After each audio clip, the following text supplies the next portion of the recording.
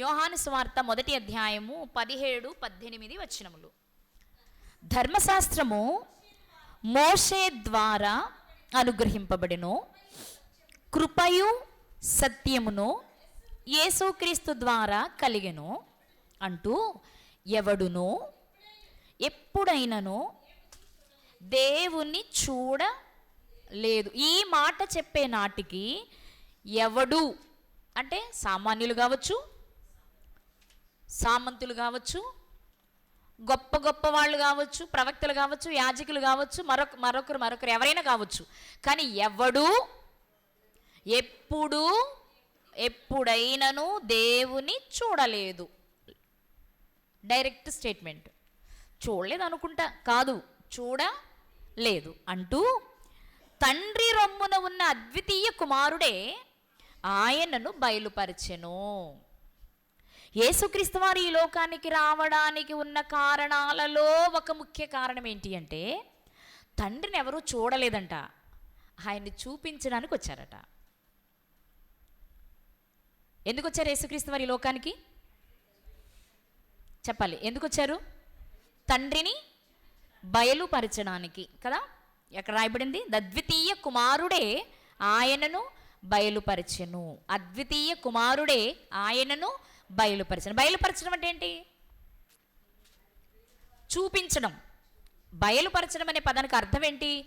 చూపించడం కదా. మనం చదువుతాం పురావస్తు త్రవ్వకాలలో బయలుపడింది అంటే ఉన్నదే మరుగున పడిపోయింది, ఇప్పుడు దాన్ని బయటకు తీసుకొస్తాం. ఇది పలానా కాలం నాటిది, పలానా వాళ్ళు వాడింది, ఆ రోజులు ఇది ఉండేది అని త్రవ్వకాలు దొరికిన దాన్ని బట్టి మాట్లాడుతూ ఉంటారు. అంటే అది ఒకప్పుడు ఉంది, కానీ మధ్యలో ఏమైంది? మరుగున పడిపోయింది. ఇప్పుడు దాన్ని ఏం చేస్తాం? మనం వెలికి తీసాం, బయటికి తీసాం, ఎదుటి వారికి చూపించాం కదా. దీన్ని దృష్టిలో పెట్టుకుని ఇప్పుడు మనం ఆలోచిస్తే, దేవుడు ఉన్నవాడు కానీ మధ్యలో మరుగైపోయాడు, మరిచిపోయారు, వదిలేశారు. అప్పుడు దేవుడు అనుకున్నాడు, వీళ్ళు నన్ను వదిలేస్తే ఎలాగా? ఇప్పుడు ఏం చేయాలి? నేనేంటో చూపించాలి. మరి ఎలా? నన్ను చూస్తే బ్రతుకుతారా? బ్రతకరా? మరి చూస్తే బ్రతకనప్పుడు ఇంకా ఆయన చూపించాల్సిన అవసరం ఏముందండి? మామూలుగా ఆలోచిద్దాం మనం. ఇప్పుడు ఆయన చూస్తే బ్రతకం కదా, ఇంకా అప్పుడు చూడాల్సిన అవసరం ఏముంది? మళ్ళీ నన్ను బయలుపరుచుకోవడానికి నా కుమారుని పంపాలి అన్న కోరిక కలగడంలో అర్థం ఉందా? ఇక్కడే ఉండి మీరు ఆలోచించండి. నన్ను చూస్తే బ్రతకరు కదా, మోషే గారితో దేవుడు చెప్పిన మాట. నన్ను చూసిన నరుడు బ్రతకరు. రైట్. అంటే చూడడానికి ఛాన్సే లేదు. మరి చూడడానికి ఛాన్స్ లేనప్పుడు ఆయనను చూపించుకోవడం కోసమే క్రీస్తుని ఎందుకు పంపాలి ఇక్కడికి?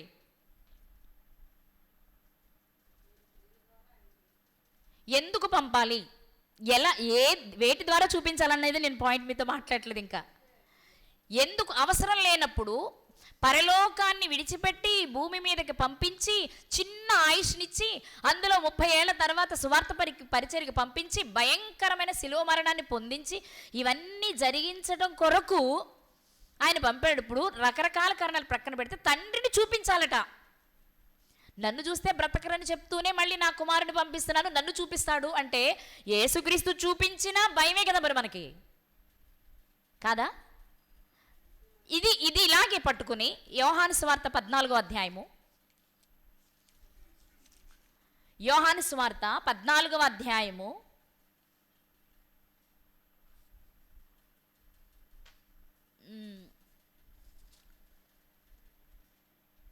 6వ వచనం నుండి చదువుకుందాం.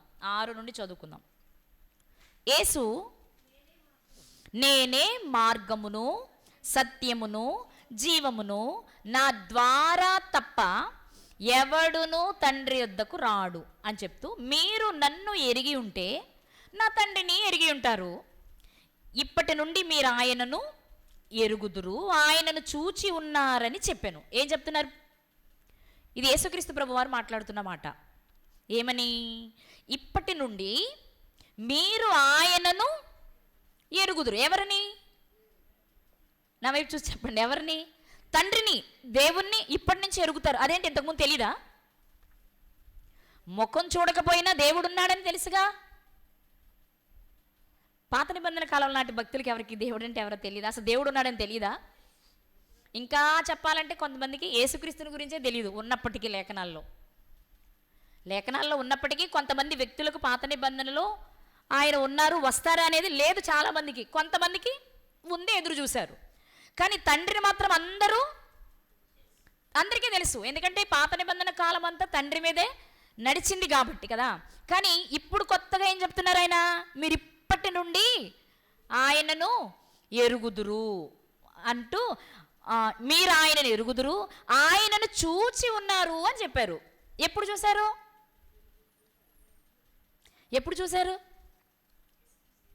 అని అడిగారు కదా. యేసుక్రీస్తు చెప్పారు కదా, మీరు ఇప్పుడు చూశారు ఆయన అని చెప్పేశారు.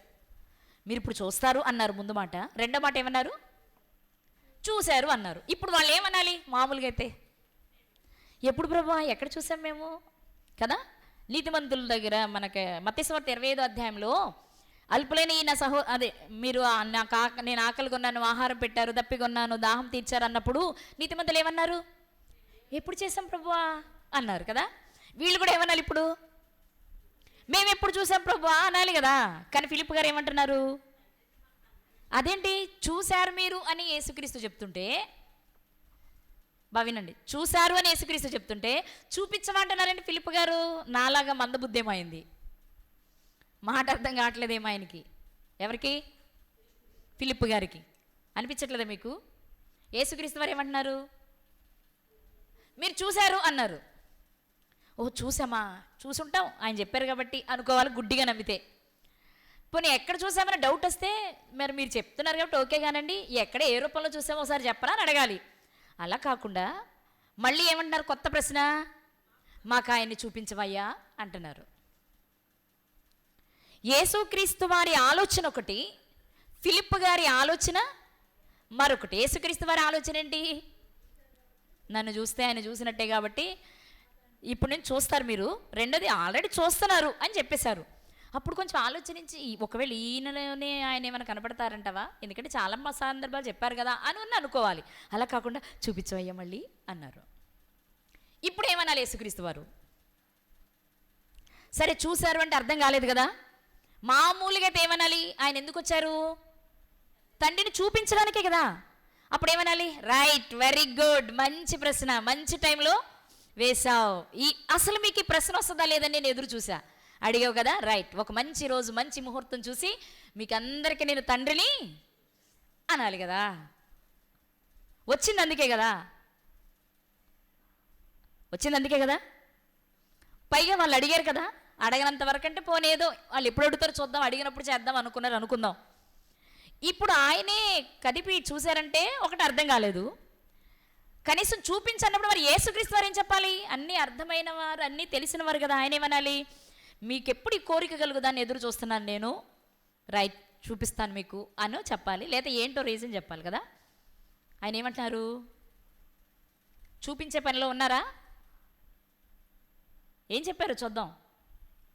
యేసు ఫిలిప్ గారితో అంటున్నారు, నేను ఇంతకాలము మీ యొద్ద ఉండినను మీరు నన్ను ఎరుగరా? నన్ను చూచినవాడు నా తండ్రిని చూచినట్లే. ఈ మాటనే పట్టుకొని చాలామంది ఆయనే ఈయన, తండ్రే కుమారుడు అనుకుంటున్నారు. కానీ నేనే ఆయనను అనలేదు. నన్ను చూస్తున్నారు మీరు, నేను తెలుసు మీకు, మళ్ళీ నాన్న చూపించమని అడుగుతారేంటి? ఆయన చూస్తే బ్రతకం కదా, అవకాశం మనకు లేదు కదా అన్నారు. అంటూ నన్ను చూచిన వాడు నా తండ్రిని చూచినట్లే అన్నారు. ఇంతకీ తండ్రిని చూపించడము, తండ్రిని బయలుపరచడం అంటే మరొక రూపాన్ని చూపించడం కాదు. యేసుక్రీస్తు వారిని చూస్తే తండ్రి కనబడాలి. ఓ వీళ్ళ నాన్న ఇలాగే ఉండుంటాడు. అసలు ఎందుకు చూపించాలనుకున్నాడు దేవుడు? ప్రజలకు తెలీదా?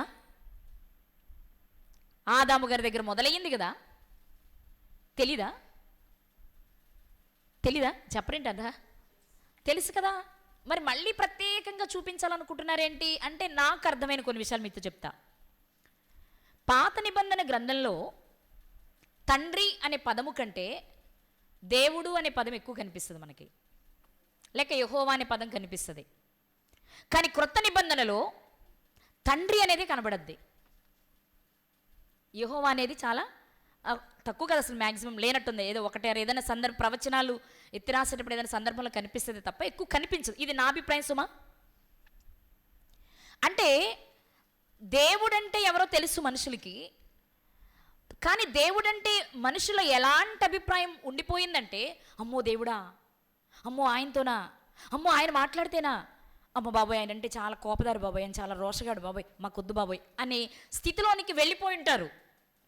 ఎందుకంటే పాత నిబంధన కాలంలోని సంగతులు మనం చూసినప్పుడు వాళ్ళు ఏదైనా మిస్టేక్ చేస్తే విపరీతమైన కోపం వచ్చేది దేవునికి. ఒక రకంగా చెప్పాలంటే రోషంగానే కనపడతారు మనకి పాత నిబంధన అంతా. ఓపెన్గా కూడా చెప్పిన మాట అయినది, నేను రోషం కలిగిన దేవుడను అని చెప్పేసిన మాట. నిజంగానే చూస్తే కూడా ఇప్పుడు ఆదాము గారు తప్పు చేశారు అంటే మనుషులకి ఎలా కనిపిస్తుందో చెప్తున్నా. అంటే దేవుని వైపు తప్పని కానీ పక్షపాతమని కానీ మనం చెప్పడానికి లేదు. కానీ మనుషులకి ఎలా అనిపిస్తుంది, పోన్లు ఏదో ఆదాం తప్పు చేశాడు అనుకో, ఏరికోరు చేసుకున్నాడు కదా, ఏదో 2 ఛాన్సులు 3 ఛాన్సులు ఇచ్చినప్పుడు అర్థం కాలేదనుకో, ఇంకో 2 ఛాన్సులు ఇవ్వచ్చు కదా, ఆ తోటల నుంచి బయటకు గెంటేకపోతేనే అసలు ఆ చెట్టు పెట్టకపోతే తప్పు చేసేవాడు కాదు కదా. మనకి ఎక్కడ లేని వల్లమాలని ప్రేమ వచ్చేది ఆదాం గారి మీద. ఎందుకంటే మనం ఆ బాప్తేగా, ఒక ఇండైరెక్ట్గా మనల్ని మనం సమర్థించుకోవచ్చు కాబట్టి. మనిషి కదండి, ఏదో చేశాడు అనుకోండి, భార్య మాట విని అంత కఠినంగా శిక్షించాలా? చక్కగా హాయిగా తోటలో సంచరించేవాళ్ళు కదా, అక్కడి నుంచి బయటకు గంటేసరేంటి దేవుడు, అంత పెద్ద శిక్ష వేయాలా? సరే ఏదో తప్పులు చేశారనుకోండి, ఒక్కసారి జలప్రలయం రప్పించి తుడిచేయాలా? క్షమించవచ్చు కదా, చిన్నగా ఏదైనా రప్పించి ఏదో కొద్దిమందిని కొంచెం భయంకరంగా తప్పు చేసే వాళ్ళని చంపేస్తే మిగిలిన వాళ్ళు భయపడేవాళ్ళు కదా, అంత కఠినంగా శిక్షించాలా? ఆకాశం నుండి అగ్నిగంధకాలు కురిపించేయాలా? అంటే ఎలా ఎలా ఆయన ప్రజల దృష్టికి వెళ్ళిపోయారంటే, అమ్మో దేవుడా, మేము చూడలేం బాబాయ్, అమ్మో ఆయన స్వరం మేము వినలేం బాబాయ్. దేవదూతలు మాట్లాడితే నా స్వరం వీళ్ళు వినలేని పరిస్థితి కనమాట కదా. మోషే గారితో ఇశ్రాయేల్ ప్రజలు చెప్పింది ఏంటి, అమ్మో మేము అది వినలేం, కానీ ఆయన ఏం చెప్తాడు, నువ్వు వినొచ్చి మాకు చెప్పు చాలు. అంటే ఎలా అయిపోయారు వాళ్ళంటే, దేవుడా అమ్మో ఆయన పెద్ద పవర్ఫుల్, మనం చిన్న తప్పు చేసినా పెద్ద శిక్ష వేస్తాడు బాబు, ఆయనతో మనం పెట్టుకోలేములే, ఎందుకు వచ్చిందిలే అని అలా దూరంగా నెట్టేశాం. ఇప్పుడు మనం అలా దూరంగా పెట్టేయడం వల్ల ఆయన ఒరిజినాలిటీ మనకు అర్థం కాల. ఆయనలో కోపం మాత్రమే కాదు ప్రేమ ఉంటుందని, శిక్ష మాత్రమే కాదు శిక్షించే ముందు ఎన్నో అవకాశాలు ఇస్తారని, అవకాశాలు వాడుకోకపోతేనే శిక్షిస్తారని, మనుషులు అర్థం చేసుకోవడంలో వెనుకబడడమో లేకపోతే పూర్తిగా కోల్పోవడమో జరిగిపోయింది. అప్పుడు దేవుడు అనుకున్నాడు, నేను ఇంత కష్టపడి ఎందుకు చేసుకున్నాను వీళ్ళని, నా పిల్లలనే కదా భూమి మీద పంపిస్తే ఏం చెప్పాను, మళ్ళీ నా దగ్గరికే రండ్రా బాబు అన్నానా, నరులారా తిరిగి, మరి నాకు ఇష్టం లేకపోతే రమ్మంటానా అంటానా? కానీ నా ప్రేమ ఏమైపోయింది చెప్పాలి, నా ప్రేమ అయిపోయింది మరుగున పడిపోయింది. నా రోషం ప్రజల దృష్టికి ఎలా వెళ్ళిపోయింది, అపార్థమైపోయింది.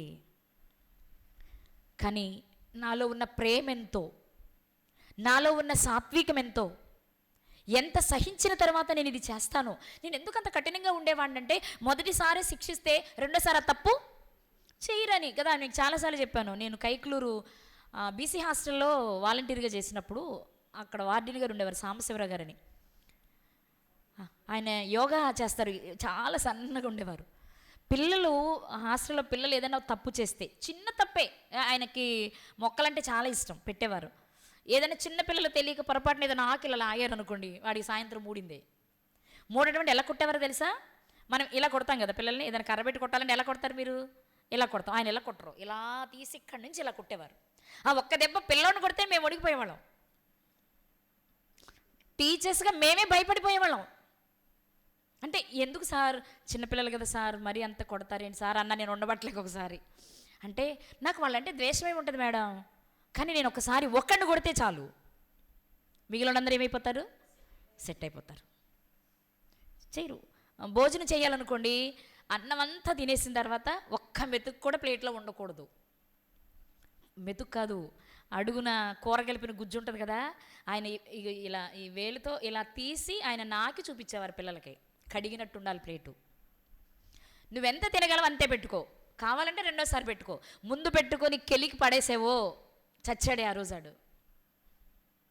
నిజం, ఇది మన ప్రహర్ష శ్రీహర్షలకు కూడా అనుభవం ఉంది, వాళ్ళు చదివారు ఆ టైంలోనే. నిజం. ఎందుకంత కఠినము అంటే వాడు తప్పు చేయకూడదు, పలానా చోట పెరిగాడంటే క్రమశిక్షణగా పెరిగాడు అనిపించుకోవాలనేది ఆయన ఉద్దేశం. అంతేగాని వాళ్ళ మీద ఆయన ప్రత్యేకమైన ద్వేషం ఏముంటుంది. అన్నీ టైం టు టైం పెట్టేవారు, అన్నీ మెనూ ప్రకారమే పెట్టేవారు. కానీ ఆ కొట్టగానే పిల్లలు జడిసిపోయేవారు అనమాట.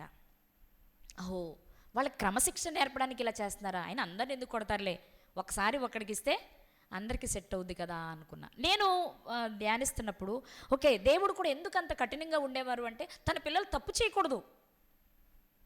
ఆయన పరిశుద్ధుడు కదా, తన పిల్లలు పరిశుద్ధంగా ఉండాలి. పరిశుద్ధంగా ఉండాలి అంటే బెత్తము వాడాలి. చిన్నోడు కదా, బెత్తం ఎందుకు అంటే వాడికి భయం రాదు కదా, వస్తుందా.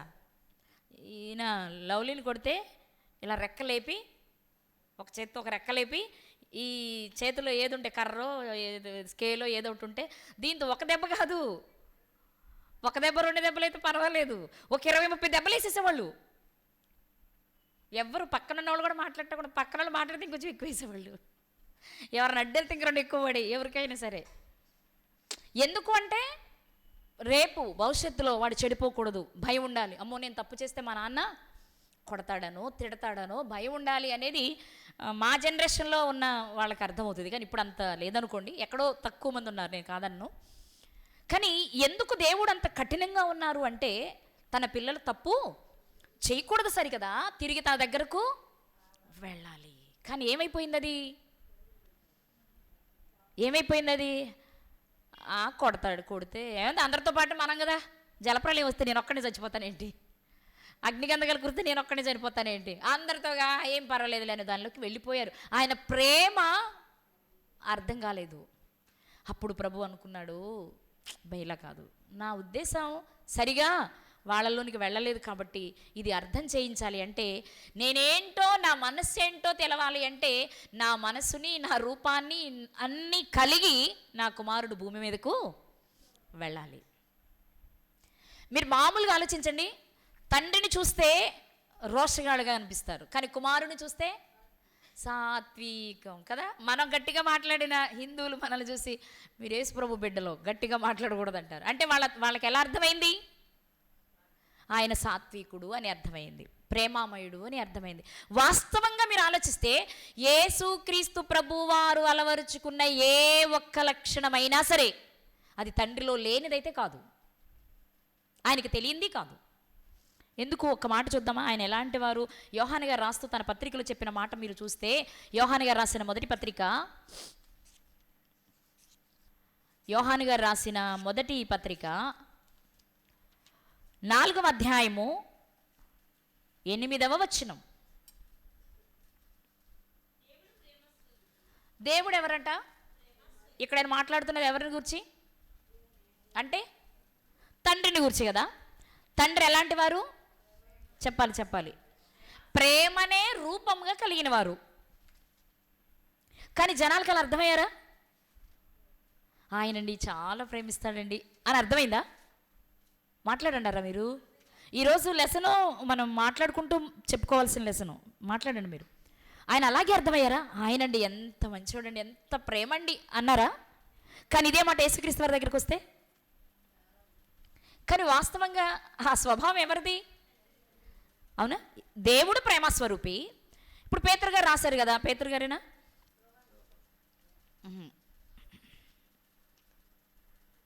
ఒక్కసారి ఫిలిప్పీలకు రాసిన పత్రిక,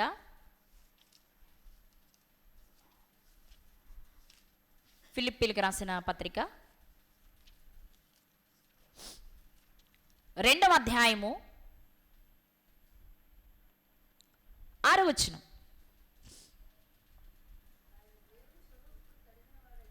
ఎవరు? ఆయన దేవుని స్వరూపము కలిగిన వాడై ఉన్నాడు. ఎవరాయన? యేసుక్రీస్తు వారు. యేసుక్రీస్తు వారి స్వరూపం ఏంటి? దేవుని స్వరూపం. దేవుని స్వరూపం ఏంటి? ప్రేమ. అంటే ఇప్పుడు యేసుక్రీస్తు వారిది ఏ రూపం? ప్రేమే కదా. యేసుక్రీస్తు వారిది ప్రేమే, యేసుక్రీస్తు వారిది ప్రేమే అని అర్థమైంది. కానీ ఆ యేసుక్రీస్తు వారి రూపం తండ్రిదే అనే సంగతి మరుగున పడిపోయింది. నా మాట అర్థమవుతుందా మీకు? దేవుడు ప్రేమస్వరూపే. మొదట ఉన్నది దేవుడే, తండ్రే. కాబట్టి ఆయన రూపం ఏంటో చెప్పేసింది బైబిల్. అదే రూపాన్ని కలిగిన వాడే యేసుక్రీస్తు. కాకపోతే దాసునిగా, అంటే తగ్గించుకునే రీతిలో వచ్చాడు. కానీ ఆయన రూపం ఒరిజినల్గా ఎవరి రూపం? అది తండ్రి రూపమే కదా. దేవుని రూపము కలిగిన వాడై ఉన్నప్పటికీ దాసుని రూపం ధరించుకున్నాడు. అంటే దేవుని రూపం ఎవరిది? యేసుక్రీస్తు వారిది. ఇప్పుడు యేసుక్రీస్తు వారు ఎవరంటే ఆయనని చాలా ప్రేమమయుడండి, మంచోడండి అని చెప్తున్నాం. కానీ అది వాళ్ళ నాన్నదేనండి, వాళ్ళ నాన్న కూడా ప్రేమమయుడేనని చెప్పలేకపోతున్నాం. అది బయలుపరచాలి అంటే, అరే నాకెక్కడదరా ఇది, మా నాన్న ఇచ్చిందే అని చెప్పాల్సి వచ్చింది యేసుక్రీస్తు. అది చెప్పడానికే వచ్చారు యేసుక్రీస్తు. యేసుక్రీస్తు వారి జీవితంలో మీరేది తీసుకోండి,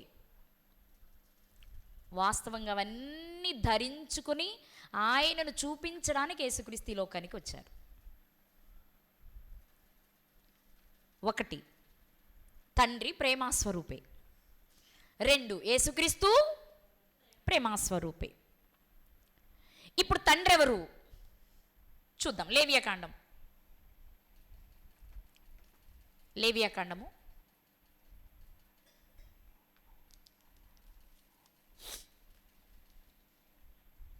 11వ అధ్యాయము 45వ వచనం. లేవియాకాండము 11వ అధ్యాయము 45వ వచనం. నేను మీకు దేవుడనై ఉండుటకు యెహోవాను. నేనెవరిని?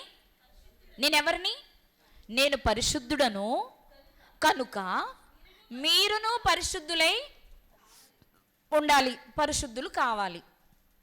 ఇది ఎవరి కోరిక? కానీ తీరుతుందా? చెప్పాలి, తీరుతుందా? ఆయన పరిశుద్ధుడు, అక్కడి వరకు మనం ఒప్పుకుంటాం, ఎందుకంటే ఆయనలో పాపం లేదు కాబట్టి. మరి మనం కూడా పరిశుద్ధులమే కావాలని కదా ఆయన కోరుకున్నారు. కానీ అది మన జీవితంలో జరగట్లేదు. అప్పుడు మనం చెప్పే కారణం ఏంటో తెలుసా? మేము మనుషులం కదండి, మా చుట్టూ ఉన్న వారందరూ పాపం చేసేవారే కదండి, మా చుట్టూ అలాంటి ప్రదేశాలు, అలాంటి వాతావరణం, అలాంటి మనుషులుంటే నేను పవిత్రుడిగా ఎలా బ్రతకగలను అనే కారణం కదా చూపిస్తాం. చాలా సందర్భాలు చూపిస్తాం, మనం కూడా చూపిస్తాం, వాక్యం తెలిసిన వాళ్ళని కూడా చూపిస్తాం. యేసుక్రీస్తు అంటే చేశాడులేండి, మనం ఎక్కడ చేస్తాం?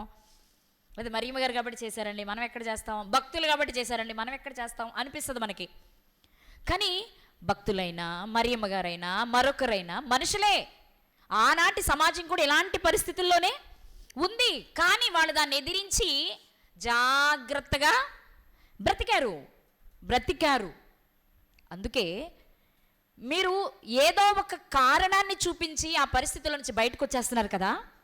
కానీ బ్రతకొచ్చు అని చెప్పడానికి భక్తులే కాదు, నా కుమారుడు కూడా పంపిస్తా. ఎందుకు? ఇప్పుడు మేము బ్రతకపోతే ఏమవుద్ది? బ్రతికితే ఆయనలా మీరు మళ్ళీ నా దగ్గరకు రావచ్చు. ఇదంతా తప్పనంతా ఎందుకు? మనం ఆయన దగ్గరకు వెళ్ళాలని. మనం ఎటుపోతే నాకెందుకు అనుకున్నారు అనుకోండి, అనుకోకూడదా? మనం ఉన్నాం, ఎవరికైనా సలహా ఇవ్వాలి 2 సార్లు 3 సార్లు 4 సార్లు కూడా ఇస్తాం. మనకి ఇంకా బాగా కావాలంటే 5 సార్లు 6 సార్లు కూడా ఇస్తాం. కానీ 10వ వచ్చేటప్పటికి ఎన్నిసార్లు పెద్ద ఏదో మనోడు మంచోడు మనతో ఉంటాడని ఇన్నిసార్లు చెప్పాను, అది ఇంకోటి ఇన్నిసార్లు కూడా చెప్పను అనమా? మీకు నచ్చదు కదా. కానీ మీరు ఆలోచించండి, ఎంత ప్రేమ లేకపోతే ఏ కోణంలోనైనా ఏ రకంగానైనా మనం తన దగ్గరికి రావాలని దేవుడు కోరుకుంటున్నాడు. ఎటుపోతే నాకెందుకు అనుకోవట్లేదు ఆయన. అన్నీ ఇచ్చాను రా, నీ ఇష్టం అనట్లా. మంచి చేయండి రా, నా దగ్గరకు రండి, నాతో కలిసి ఆనందించాలి మీరు అంటే. మేము రాలేం ప్రభు, మనుషులం కదా అంటే, చూడు నా మనిషి కుమారుని పంపిస్తాను, నా కుమారుని పంపిస్తాను, ఆయన ఎలా బ్రతుకుతాడో చూడండి, ఆయన మాట ఎలా ఉండొచ్చు. మీరు మామూలుగా ప్రేమ. నేను ఒక మాట చెప్తా, యేసుక్రీస్తు వారికి కోపం లేదా? ఆయనకు రోషం లేదా? బల్లలు గిల్లలు గవ్వలు గివ్వలు అన్నీ ఇసురు కొట్టేశారు కదా, అది మరి కోపం కాదా? రోషం కాదా? ఎక్కడ కావాలో ఎప్పుడు కావాలో అప్పుడు మాత్రమే, అది కూడా తక్కువ సందర్భాలలో ప్రదర్శించారు. ఎందుకో తెలుసా? ఆయన కోపం లేకేం కాదు, కోపపడే కదా మా నాన్న చెడ్డోడయ్యాడు, మరుగున పడిపోయాడు. అర్థమైంది మీకు నా మాట? మంచి కోసం కోపపడినా మా నాన్నని ఎలా అర్థం చేసుకున్నారు? అపార్థం చేసుకున్నారు కదా. మరి ఇప్పుడు మళ్ళీ నేను అదే ప్రదర్శన చేస్తే వచ్చిన పని వేస్ట్. ఆయన మీద ఇంకా ఆయన కొడుకంటే అట్లాగే ఉంది. అదే కదా మనం మాట్లాడితే ఏమంటాం? ఆయన కొడుకంట, ఆయనకి తగ్గాడే, అచ్చం అదే కోపం పడిపోయింది డిట్టో అంటాం మనం. అందుకే ఎంత భయంకరమైన పరిస్థితులు వచ్చినా యేసుక్రీస్తు వారు ఏం చేశారు? దానిని వ్యక్తం చేయలేదు. ఎందుకు అంటే ఆయన వచ్చిన పని వేరు కాబట్టి. ఏంటి ఆయన పని? తండ్రిని బయలుపరచాలి. అందుకే ఆయన బోధ చేశారు. చేసినప్పుడు అబ్బా ఏం మాట్లాడుతున్నారయ్యా మీరు అన్నారు చాలామంది కదా. ఎందుకు ఒక తల్లిని గురించి మనం ఈ మధ్యలోనే మాట్లాడుకున్నాం. నిన్ను మోసిన గర్భము, నువ్వు కుడిచిన స్తనములు అద్భుతం తెలుసా. ఎందుకన్నా మాట ఆవిడ? ఆయన మాట్లాడిన ఆ మాటలను విన్న తర్వాత ఆమెకు ఆలోచన వచ్చింది కదా కదా. అలా మాట్లాడి ఎక్కడైనా సరే అలా మాట్లాడితే వెంటనే ఖండించేవారు యేసుక్రీస్తు వారు. మంచిదేలే కానమ్మా, మళ్ళీ ఇంకో ఆఫర్ ఉందో తెలుసా మీకు అని చెప్పేసేవాళ్ళు ఎక్కడికక్కడే. ఎందుకంటే ఆయన వచ్చిన పని ఏంటి? ఆయన ఏ పని చేసినా, ఏ మాట మాట్లాడినా తండ్రే కనబడాలి ఎదుటివారికి. తండ్రి ఏ ఒక్క సందర్భంలో తండ్రి మిస్ అయినా ఆయన వచ్చిన పనికి అర్థం ఉండేది కాదు. కాబట్టి తండ్రి ఎందుకు యేసుక్రీస్తుని లోకానికి బయలుపరచడం అంటే మరొక రూపం కాదు, క్రియలు. క్రియలు, ప్రతి క్రియ చూడగానే ఇది చేశాను అనగానే మా నాన్న ఇలాగే చేసేవాడండి, ఇలా మా నాన్న చెప్పిన మాట్లాడాను కదా, ఎంత బాగా మాట్లాడుతున్నానండి అంటే ఏమన్నారైనా, నేను చేయు బోధ నాది కాదు. మరి ఎక్కడది? ఇలా బోధ చేయమన్నాడు. నాదైతే మరోలా ఉంటుంది, నాదైతే మరో లెవెల్లో ఉంటుంది. అర్థమైంది మీకు? వాస్తవం అండి. ఇక్కడ సంచరించేటప్పుడు భూమి మీద మనం విసిగించే విసుగుడికి ఎవరికైనా శాంతపరులకు కూడా కోపం వస్తుంది. ఎందుకంటే విసిగిచ్చేస్తాం మనం, 1,00,000 ప్రశ్నలు వేస్తాం. అదెందుకు, ఇదెందుకు, ఇలాగే ఎందుకు చేయాలి, అలా ఎందుకు చేయకూడదు, అప్పుడు ఎందుకు చేయాలి, ఇప్పుడు ఎందుకు చేయకూడదు అని విసిగిస్తాం. అప్పుడు కూడా ఉన్నారు. కానీ ఎక్కడికక్కడ యేసుక్రీస్తు వారు ఎలా ఉన్నారు? శాంతం, ప్రశాంతం, సమాధానం. ఎందుకు? మా నాన్న బయటకు రావాలి, మా నాన్న బయటకు. నిజంగా ఆయన జీవితం అంతా తండ్రిని బయలుపరిచే పనిలోనే ఉన్నారు. ఎక్కడ నేర్చుకుని వచ్చావయ్యా? మా నాన్న దగ్గర నేర్చుకుని వచ్చా. ఎక్కడ చూసి వచ్చావయ్యా? మా నాన్న దగ్గర చూసి వచ్చా. ఇవన్నీ ఎలా గ్రహించగలిగావయ్యా? గ్రహించేలా మా నాన్న నాకు నేర్పాడయ్యా. నీకేమి ఇష్టం లేవా? మా నాన్న ఇష్టమే నా ఇష్టం. మరి మీ నాన్నకి నల్లగొట్టడం ఇష్టం అంటే అదే నా ఇష్టం. మీరు ప్రతి మాట చూడండి, కృత నిబంధనలో యేసుక్రీస్తు వారు ఏది చేసినా దాని వెనుక ఎవరు కనబడతారు మనకి? ఆయన మాట అయినా తండ్రే కనిపిస్తారు, ఆయన క్రియ అయినా తండ్రే కనిపిస్తారు. తండ్రి ఆలోచన, తండ్రి ఆశ, తండ్రి నిర్ణయాలన్నీ యేసుక్రీస్తు వారు నెరవేర్చడానికి పట్టుకుని వచ్చారు ఈ లోకానికి. ప్రతీదీ నెరవేర్చారు, ప్రతీదీ నెరవేర్చారు. అంటే చాలా కారణాలు ఉన్నాయి, ముందే చెప్పాను నేను మీకు. ముఖ్యంగా తండ్రి పరిశుద్ధుడు, అందరూ పరిశుద్ధంగా ఉండాలి. మేము ఉండలేకపోతున్నాం అంటున్నారు, అందుకని క్రీస్తును పంపించారు. నేను గతంలో కూడా ఒకసారి చెప్పాను మీకు. యేసుక్రీస్తు ప్రభు వారు 30 సంవత్సరాల వయసులో సువార్తను ప్రారంభించారు. చాలా అందంగా ఉంటారు ఆయన, తెలుసా మీకు? చాలా అందంగా ఉంటారు కదా. మనకి ఎందుకంటే 53వ అధ్యాయం యెషయా గ్రంథంలో సురూపమైనను సొగసైనను లేని వానిగా అయిపోయారంటే అంతకుముందు ఏముంది? సొగసు ఉంది. 30 ఏళ్ల వయసు అంటే చక్కగా ఉంటారు, చాలా అందంగా ఉంటారు కదా. చక్కగా అదే అంటే అవి చూసే వాళ్ళందరూ రాసి ఉంటారులే. పాటలు కూడా మనం చూస్తాం కదా, మంచి ఇక్కడ వరకు కర్లీ హెయిర్, చక్క నల్లగా ఒత్తుగా, మంచి డ్రెస్సు, చక్కగా చక్కని ముక్కు. ఇంకా మనోళ్ళు సరిగా పెద్దగా చేయకపోవచ్చేమో కానీ అందమైన రూపం. మరి అంత అందమైన వ్యక్తి సమాజంలో తిరుగుతుంటే, కొన్ని ఇంట్లో కూర్చున్నాడు లేకపోతే మనకు కనబడడం దూరంలో ఉన్నాడంటే అది వేరే విషయం. ఆయన ఆ వీధుల్లోనే సంచరిస్తూ ఉంటే ఎవరు చూడలేదంటారా? ఎవరికి ఆయన మీద నన్ను చేసుకుంటే బాగుండు, నన్ను ప్రేమిస్తే బాగుండు అనిపించలేదంటారా? లవ్ స్టోరీ చెప్తున్నాను అనుకోబాకండి. ఆ రోజు మనుషుల మధ్యనే కదా ఆయన జీవించింది. నేను చెప్పనా, అసలు ఎంతమంది కన్యకలు ఆయన వడ్రంగి పని చేసేటప్పుడు అవసరం లేకపోయి చెక్క ముక్కలు పట్టుకొని వచ్చి ఉంటారు కదా. అంటే ఆయన హృదయం ఏంటో వాళ్ళకి తెలియదు కదా. ఆ ఇంటిలో ఒక మనిషిగా బ్రతుకుతున్నారు కాబట్టి, ఒక తల్లిదండ్రులకు జన్మించి ఆ ఇంటిలో అన్నీ ఒక మనిషిలో అన్నీ చేస్తున్నారు కాబట్టి వాళ్ళకి ఎలా అనిపిస్తుంది? మంచి వయసులో ఉన్న కుర్రోడు, ఒకవేళ మరియమ్మ గారికి అన్నల పిల్లలు, తమ్ముళ్ళ పిల్లలు, ఆడపిల్లలు ఎవరైనా ఉంటే చక్కగా బావా అంటే వచ్చే ఉంటారు. కానీ చాలా సుకుమారంగా, సాత్వికంగా, సున్నితంగా ఆ విషయాన్ని అలా ప్రక్కన పెట్టేశారు. ఎందుకు తెలుసా? ఆయన అణువణువు నింపుకున్నది ఏంటి అంటే, మా నాన్న సమాజానికి తెలియాలి, నేను వచ్చిన పని అది. ఏ వయసులో కూడా, ఎలాంటి పరిస్థితుల్లో కూడా యేసుక్రీస్తు వారు తాను వచ్చిన విషయాన్ని మరచిపోలేదు కాదా? 12 సంవత్సరాల వయసులో యెరూషలేముకు వెళ్ళారు కదా, వెళ్ళారా? పండితుల మధ్యలో కూర్చున్నారా, మాట్లాడుతున్నారా? మర్చిపోయి వచ్చేసారు, వెనక్కి వీళ్ళు వచ్చేసారు. అంటే మందలో జనాలు చాలా ఎక్కువగా ఉన్నారు కాబట్టి ఆ తోసులాట్లో ముందు వెళ్ళిపోయాడేమో పిల్లోడు అనుకుని వచ్చేసారు. కొంచెం దూరం వెళ్ళక కనబడలేదు, కంగారు పడిపోయారు ఇద్దరు. పాపం యోసేపు గారు కూడా వచ్చారు. తల్లి కాబట్టి, లేడీ కాబట్టి ముందు ఏడుపు వస్తుంది కాబట్టి కుమారుని చూడగానే ఏం చెప్పింది ఆవిడ? నాయన ఎందుకు మమ్మల్ని ఇంత బాధ పెట్టావు, నువ్వు ఇక్కడ ఎందుకు ఉండిపోయావు అంటే అప్పుడు చెప్పిన మాట ఏంటైనా ఏమంటే 12 సంవత్సరాల పిల్లోడికి తండ్రి పనుల మీద ఉండాలని తెలుసా?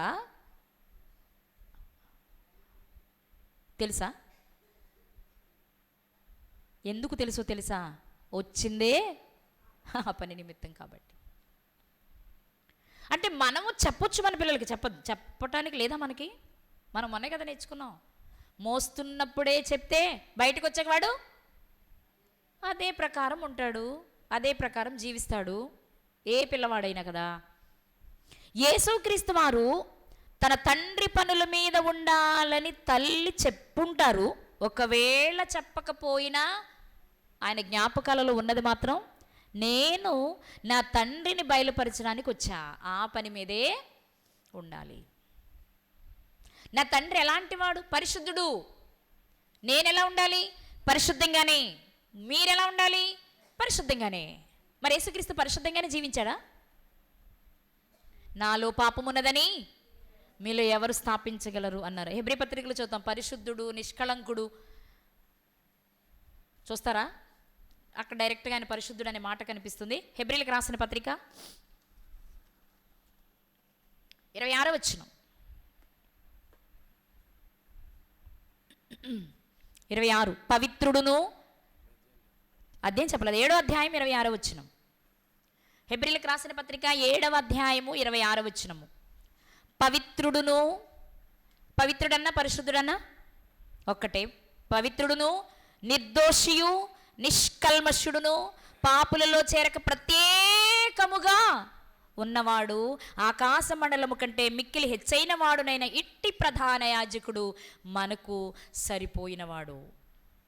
యేసుక్రీస్తు వారిని గురించి చెప్పబడుతున్న మాట, ఆయనే చెప్పుకున్న మాట, నాలో పాపమున్నదని మీలో ఎవరు స్థాపించగలరు అంటే పౌలు గారు చెప్తూ సంఘానికి మాట్లాడుతున్నారు, హెబ్రీలకు రాస్తూ చెప్పిన మాట, ఆయన పవిత్రుడు, నిర్దోషి, దోషమే లేనివాడు, నిష్కల్మషుడు, కల్మషం లేదు, దోషం లేదు, పాపం లేదు, ప్రజలతో ఉన్న, ప్రజలలో ఉన్న, ప్రజల లాంటి స్వభావం ఆయనకి లేదు.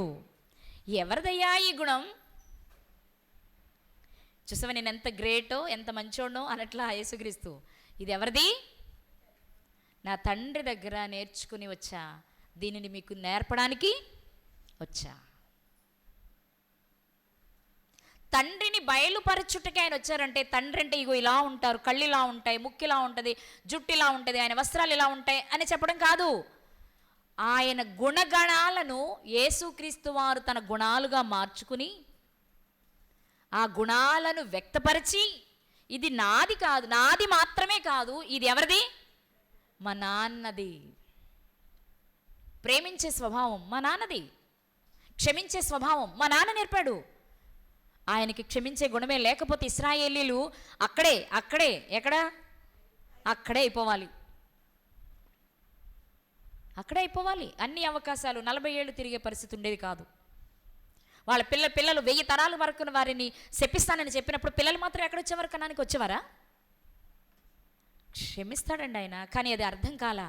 అందుకే యేసుక్రీస్తుని పంపించి చివరి క్షణము వరకు క్షమించడం ఎలాగో ఆయన జీవితం ద్వారా చూపించి, నా ఒరిజినల్ కూడా ఇదే నాన్న అని నేర్పించాడు మనకి. కానీ మనము వచ్చిన యేసుక్రీస్తుని చూసి చేసిన యేసుక్రీస్తు వారి పనులను చూసి అక్కడ మాత్రమే ఆగిపోయాము. కానీ వాస్తవంగా అలాని ఆయన తక్కువ చేయమన్నట్లు అలా ఉండడం, బ్రతకడం చాలా కష్టమే కదా. కానీ ఆయన బ్రతికి చూపించారు. కానీ బ్రతికి చూపించడం వెనుక ఉన్న ప్రధానమైన కారణం ఏంటి అంటే, తన తండ్రి అలాంటి స్వభావము, అలాంటి స్వరూపము కలిగిన వారు. అది వ్యక్తం చేయడానికి యేసుక్రీస్తు ఈ లోకానికి. అందుకే ఇంతకాలం నేను మీతో ఉన్నానే, మీరు ఎన్నిసార్లు విసిగిచ్చారు నన్ను, కానీ ఎంత ఎంత ప్రశాంతంగా నేను మీకు సమాధానాలు చెప్తున్నాను. నా చుట్టూ ఉన్న మీరు దేని కొరకు పరుగులు తీస్తూ ఉన్నాను, నేను మాత్రం దేని కొరకు పరుగు తీస్తున్నాను అంటే, నేను చేసే పనులను చూస్తే మీకు మా నాన్న ఎవరు అర్థం అవ్వాలి. కానీ మళ్ళీ నాన్న చూపించమంటారేంటి? ఇదిగో నేను పని చేస్తున్నానా, నేను పని చేస్తున్నానంటే నేను ఒక్కడే పని చేస్తున్నాను అనుకుంటున్నారా మీరు? మా నాన్న ప్రారంభము నుండి పనిచేశారు. చూస్తారు ఒకసారి ఆ మాట. యోహాను సువార్త 5వ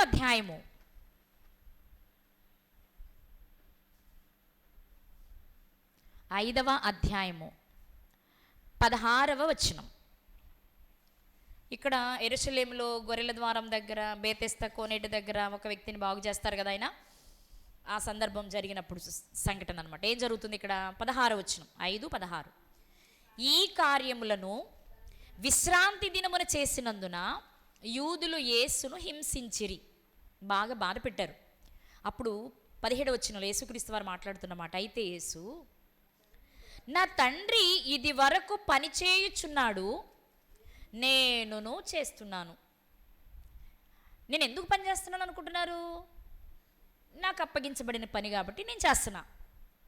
ఓకే, కానీ నాకు అప్పగించబడింది కాబట్టి నేను మాత్రమే చేస్తున్నాను అనుకుంటారేమో. నాకు అప్పగించిన వాడు కూడా పనిచేస్తున్నాడు. ఈరోజు మనం నేర్చుకోవాల్సిన ప్రాముఖ్యమైన విషయం ఏంటంటే, తండ్రి ఏంటో మనకి కొన్ని తెలుసు, కొన్ని తెలియదు అనుకుందాం. కానీ ఆ తెలియనివి ఏమైనా తెలుసుకోవాలనుకుంటే ఎవరిని చూస్తే చాలు? యేసుక్రీస్తు వారిని, ఆయన జీవితాన్ని మనం చదివితే, ఓ వీళ్ళ నాన్న ఇలాంటి వారా, ఓకే ఆయన ఇదే స్వభావమా, అవును నేను సాత్వికుడను దీన మనసు గలవాడను అని యేసుక్రీస్తు వారు చెప్పుకున్నారు కదా. మరి ఈ గుణం తండ్రికి ఉందా? ఉంటే అందరిని ఎందుకు చంపేస్తారు కదా, మనకు వచ్చే ప్రశ్న అదేగా. కానీ మనం ఒక మాట చదువుతాం సామెతల గ్రంథంలో, నాకు కరెక్ట్గా ఐడియా లేదు కానీ, నీ సాత్వికము నన్ను హెచ్చించెను, నన్ను ఆశీర్వదించను అనే మాట కనిపిస్తుంది. ఎవరికైనా ఐడియా ఉందా? నాకే కనిపిస్తే చెప్పేస్తాను. కీర్తనలోనా సామెతల్లోనా ఎవరైనా చూస్తున్నారు? అందులో ఉన్న వాళ్ళు, మీట్లో ఉన్న వాళ్ళు ఎవరైనా అర్థమైతే ఒకసారి నాకు గుర్తు చేయండి.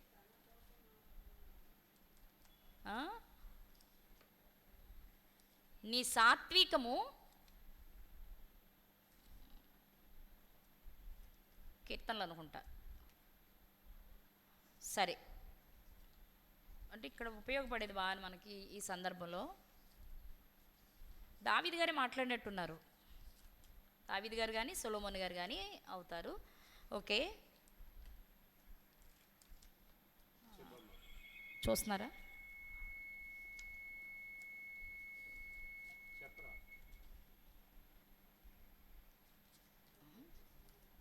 ఓకే, కనిపించింది నాకే.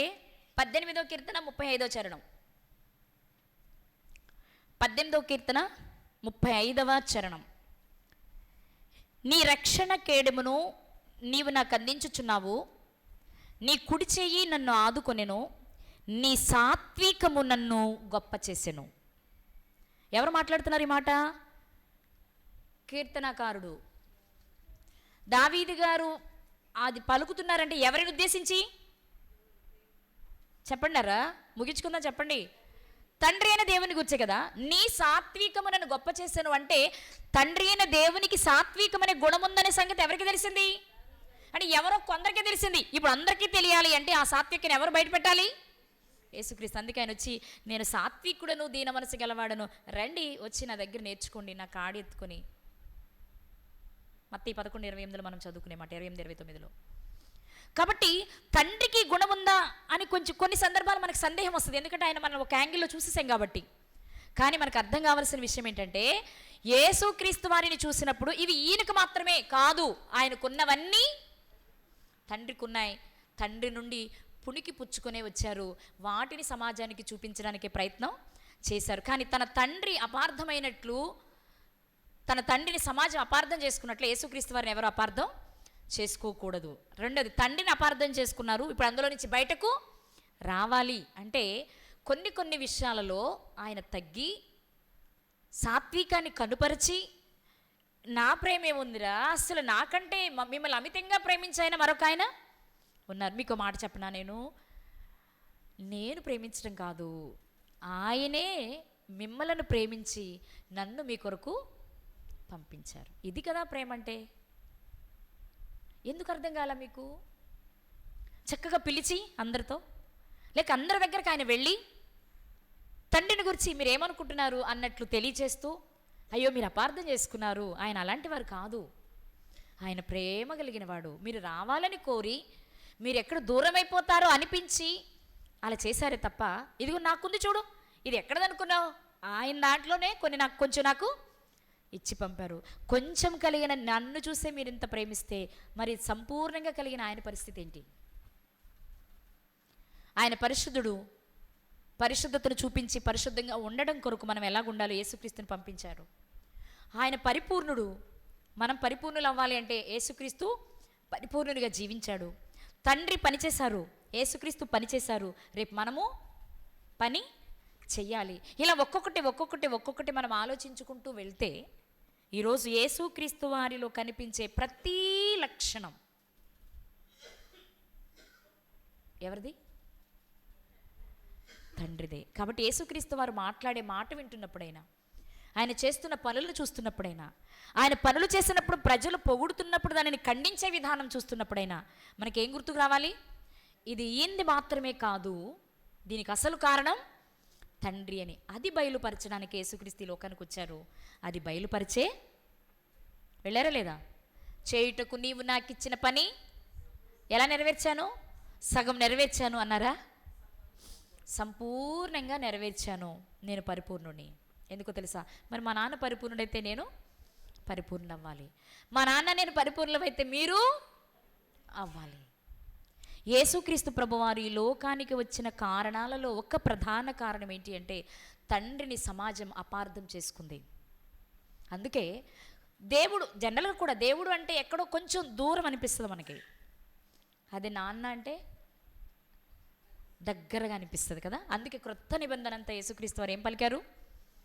నా తండ్రి, నా తండ్రి, మీ తండ్రి, మీ తండ్రి, నా తండ్రి, నా తండ్రి, మీ తండ్రి, నా తండ్రి, మీ తండ్రి, మీ తండ్రి, నా తండ్రి. అంటే ఆ పదాలు ఎక్కువ వాడడం వల్ల ఓ మన తండ్రినా, మనకు కూడా తండ్రినా, మనం కూడా అంత స్వతంత్రంగా ఉండొచ్చా అనే భావం ప్రజల్లో కలిగింది. ముఖ్యంగా శిష్యుల విషయం తీసుకుందాం మనం. అంటే యేసుక్రీస్తు వారు దగ్గరగా ఉన్నవారు కాబట్టి కదా. ఎక్కడో దేవుడు దేవుడు దేవుడు అంట, అమ్మ ఆయన దేవుడు అంట అనుకోవడం కంటే మన నాన్న అంట అనుకునేటప్పటికి ఎలా అనిపిస్తుంది? చాలా దగ్గరగా అనిపిస్తుంది, స్వతంత్రంగా అనిపిస్తుంది కదా, అనిపిస్తుంది కదా. అవును, అది ప్రజల్లో కలిగించడం కొరకే యేసుక్రీస్తు ప్రభువారు ఈ లోకానికి వచ్చారు. ఈరోజు మనం నేర్చుకోవాల్సిన ఒక్క అమూల్యమైన పాయింట్ చెప్పి నేను ముగిస్తాను. అదేంటి అంటే రక్షించబడి క్రైస్తవులుగా పిలువబడుతున్న మనలను చూస్తే క్రీస్తు కనిపించాలి. నా మాట వింటున్నారా? రక్షించబడిన క్రైస్తవులమైన మనలను చూస్తే ఎవరు కనపడాలి? క్రీస్తు కనిపించాలి. క్రీస్తు జీవించిన కాలంలో క్రీస్తును చూస్తే ఎవరు కనిపించారు? తండ్రి కనిపించారు. వెరసి క్రీస్తును చూసినా మనల్ని చూసినా ఇప్పుడు ఎవరు కనబడాలి? తండ్రే కనబడాలి. ఎందుకని? ఆయనే ఇన్ని గుణాలకు, ఇన్ని లక్షణాలకు, ఇన్ని విధానాలకు అసలు సిసలైన కారణం కాబట్టి. అందుకే ఎవ్వరూ ఎప్పుడూ తండ్రి అయిన దేవుణ్ణి ఏ కాలమందైనను ఆయనను చూడలేదు. మరి ఎలా చూసాము అంటే యేసుక్రీస్తు వారు జరిగించిన క్రియలను బట్టి తండ్రి రోషంగా ఉంటారు, ఆయన పరిశుద్ధుడుగా ఉంటారు, ఆయనకు అలా ఉంటే ఇష్టం కదా. మనం ఇప్పుడు ఇక్కడ ఎగ్జాంపుల్ తీసుకో, ఇక్కడే ఉంది, అన్నీ సర్దుతారు, ఎవరైనా కొంచెం కుర్చీ పక్కకు జరపగానే ఈయన ఇక్కడుండి జరిపేస్తున్నారు. జరిపేస్తున్నారు అంటారు. ఏదైనా రంగు తెలుపు కాకుండా ఏదైనా వాడుతున్నాం అనుకోండి, ఏదో వేసారు పిచ్చ రంగు అంటారు. అంటే ఆయనకి ఏమి ఇష్టం? వైట్ ఇష్టం. ఆయనకి ఏమి ఇష్టం? లైన్గా ఉండడం ఇష్టం, క్రమంగా ఉండడం ఇష్టం, వేసింది వేసినట్టు ఉండడం ఇష్టం కదా.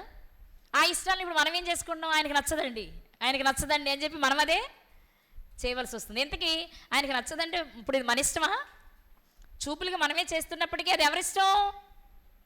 డైరెక్టర్ గారి ఇష్టం అనమాట. అలా మనమైనా యేసుక్రీస్తు వారైనా ఎప్పుడు తీసుకున్నా మనము తండ్రి నుండి యేసుక్రీస్తు వారి దగ్గరకు వచ్చాయి, యేసుక్రీస్తు వారి నుంచి మనకు వచ్చాయి. తండ్రి ప్రేమ స్వరూపి, ఆ రూపమే ఆ గుణమే ఎవరికి వచ్చింది? యేసుక్రీస్తు వారికి వచ్చింది. ఇప్పుడు అదే మనం కూడా కలిగి ఉండాలి. మనము క్రీస్తు వారిని కాదు ఇంకా తండ్రిని ఎక్కడ కనపరుస్తాం కదా. కానీ కనుపరచ వచ్చు, అవకాశం మనకి ఉంది.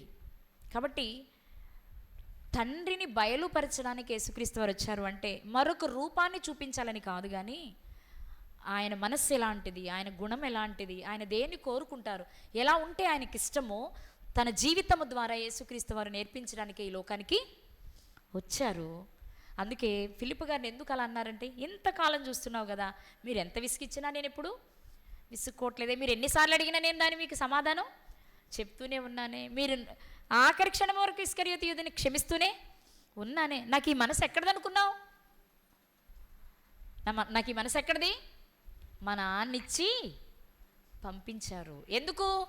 ఇదిగో నా పిల్లలు నన్ను అపార్థం చేసుకుంటున్నారు, నాకు దూరం అయిపోతున్నారు, నేను వాళ్ళకి ఏమవ్వాలి? దగ్గర అవ్వాలి. నేనేమవ్వాలి? దగ్గర అవ్వాలి. అందుకే యేసుక్రీస్తు వారు తండ్రితో మనల్ని సమాధానపరచుటకు వచ్చారు, తండ్రితో మనల్ని దగ్గర చేయడానికి వచ్చారు. అర్థమైందా? నీకేం భయం లేదు, నేను ఉన్నాను కదా, రా రా డాడీ దగ్గర తీసుకెళ్తారా అని ఎంత చక్కగా పిలుస్తున్నారు ఆయన మనల్ని ఈరోజు, కాదా? కానీ మనం ఏం చేస్తున్నాం? కొంచెం ఉండు, ఆగు, ఇంకొంచెం చిన్నవి ఉన్నాయి, కొంచెం అన్నీ మానేసారు, ఒక్క సిగరెట్ ఉంది, అది మానేసాక వస్తాను అంటున్నాం కదా. మనమే దూరాన్ని పెంచుకుంటున్నాం. కానీ దేవుడు చేతులు చాచి మన కొరకు చూస్తున్నాడు. ఆయన దగ్గరికి తీసుకువెళ్ళడానికి యేసుక్రీస్తు వారు కూడా మన కొరకు చూస్తూనే ఉన్నారు. అంతెందుకంటే యేసుక్రీస్తు వారు ప్రారంభంలో పనిచేశారు, చేశారా? సృష్టి నిర్మాణంలో పనిచేశారు యేసుక్రీస్తు వారు, చేశారు. ఈ లోకానికి వచ్చి పనిచేశారు యేసుక్రీస్తు వారు, చేశారు. వెళ్ళిపోయాక రెస్ట్ తీసుకున్నారా? విజ్ఞాపన అనే పని చేస్తూనే ఉన్నారు. మరి దీని ద్వారా మనకేం నేర్పిస్తున్నారు? మీరు మాత్రం రెస్ట్ తీసుకోండి కదా, మీరు కూడా రెస్ట్ తీసుకోండి అని నేర్పిస్తున్నారా? పని చేయమని నేర్పిస్తున్నారా? చెయ్యమని ఎందుకు? తండ్రి పని చేశారు, కుమారుడు పని చేశారు, ఈరోజు మనము పని చెయ్యాలి. ఒక మాట చెప్తా, మనము పని చేస్తేనే యేసుక్రీస్తు వారు వచ్చి చేసిన పనికి అర్థము, న్యాయము. అవునా కదా?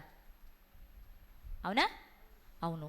మరి నిజంగా మీరు ఒకవేళ తండ్రి మీకు అర్థం అవ్వలేదు, తండ్రి మీకు కనబడలేదు, తండ్రి మాట మీరు అర్థం చేసుకోలేకపోయారు అనుకుందాం కాసేపు, కానీ యేసుక్రీస్తు అర్థమయ్యారుగా మనకి. ఆయన చెప్పినట్టు చేసినా ఆయన చిత్తాన్ని మనము నెరవేర్చిన వారమే అవుతాం. కాబట్టి యేసుక్రీస్తు ఈ లోకానికి రావడానికి ఒక కారణం, తండ్రిని ప్రజలు అపార్థం చేసుకున్నారు, తండ్రిని ప్రజలు దూరం పెట్టేశారు, తండ్రి యొక్క ప్రేమ ప్రజలకు అర్థం కాలేదు. కాబట్టి ఆయన ఏంటో నిజంగా అర్థం చేయించడానికి యేసుక్రీస్తు వారిని పంపారు. ఆయన వచ్చి అణువణువున అడుగడుగున తండ్రినే ఇది నాది కాదు, ఇది నాది కాదు, ఇది నాది కాదు, ఇది నాది కాదు, ఇది నాది కాదు అని చెప్పుకుంటూనే వెళ్ళారు. ఆయనే చెప్పిన మనం మాత్రం ఇది నాదే, ఇది నాదే, ఇది నాదే, ఇది నా గొప్పతనం, ఇది నా గొప్పతనం, నా గొప్పతనం అంటున్నాం. అందుకే మనం క్రీస్తుని కూడా కనుపరచలేకపోతున్నాం. కానీ క్రీస్తుని కనపరచాలి. క్రైస్తవుడు అయితే నువ్వు క్రీస్తుని కనపరిస్తే ఆటోమేటిక్గా ఎవరు కనపడినట్టు? తండ్రిని కనపరిచినట్లే. కాబట్టి ఆ ఇద్దరి మనస్సును కలిగి మనం ఉందాం, ఆ ప్రేమను కలిగి ఉందాం. మరుగున పడిపోయిన ఆ తండ్రిని, అయ్యో నేను అపార్థం చేసుకున్నానా దేవా నిన్ను, మళ్ళీ అయినా నన్ను ప్రేమించి యేసుక్రీస్తు వారిని పంపించి నేను అర్థం చేసుకోవాలని కోరుకుని నా కొరకు వేచి చూస్తున్నావా, చాలా సంతోషమని ఆయనకు మనం కృతజ్ఞత చెప్పాలి. ఆలస్యం చేసినందుకు, అపార్థం చేసుకున్నందుకు. ఎవరు మాట్లాడరేంటి? భలే వాళ్ళు ఆయనకి మేము క్షమాపణ చెప్పడం ఏంటి అన్నట్టున్నారు అందరూ. అవును, క్షమించాలి, క్షమించమని అడగాలి. ఆయన క్షమించడానికి ఎప్పుడూ సిద్ధంగా ఉన్నారు. మంచిది. యేసుక్రీస్తు వారి రాక మనకు అర్థమైంది కాబట్టి ఆ క్రీస్తుని సమాజానికి పరిచయం చేసి, క్రీస్తు ద్వారా తండ్రిని సమాజానికి పరిచయం చేసి ఆ తండ్రి చిత్తాన్ని నెరవేర్చే పనిలో మనం అంతా ఉందాం. అలా ఉండుటకు దేవుడు తన కృపను మనకు దయచేయునుగాక. ఆమేన్.